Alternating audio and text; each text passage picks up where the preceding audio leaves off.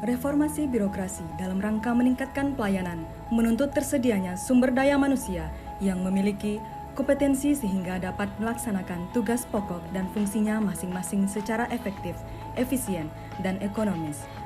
Setiap pegawai memiliki potensi dan minat yang berbeda satu dengan lainnya.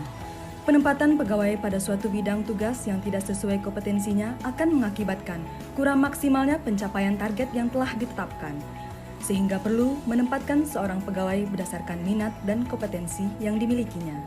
Hal ini sesuai dengan amanat Undang-Undang Nomor 5 Tahun 2014, Pasal 71, Ayat 1 yang menyebutkan bahwa untuk menjamin keselarasan potensi PNS dengan kebutuhan penyelenggaraan tugas pemerintahan dan pembangunan perlu disusun pola karir yang terintegrasi secara nasional. Pemerintah Provinsi Sumatera Barat sangat menyadari bahwa data-data potensi pegawai merupakan hal yang sangat penting karena dalam pengambilan kebijakan atau keputusan di bidang kepegawaian, diharapkan salah satu pertimbangan bersumber dari data-data pemetaan potensi pegawai, baik untuk promosi, mutasi, peningkatan pendidikan, dan diklat.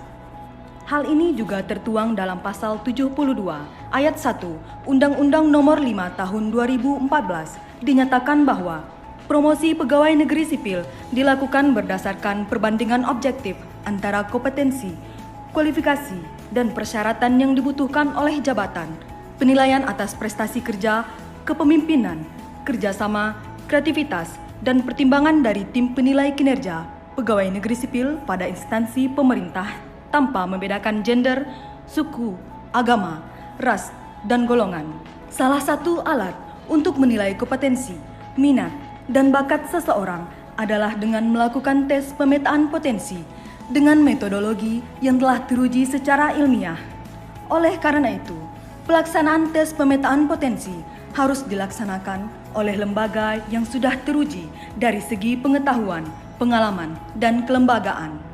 Dari latar belakang masalah tersebut, maka dilakukan penjaringan ide yang menghasilkan dua solusi ide, yaitu yang pertama, melakukan pemetaan potensi pegawai dengan sistem informasi pemetaan potensi pegawai berbasis online, Sipaten Baso, yang digagas oleh Saudara Ilvendri, SSTP MA. Yang kedua adalah pelaksanaan penilaian kompetensi atau Assessment Center.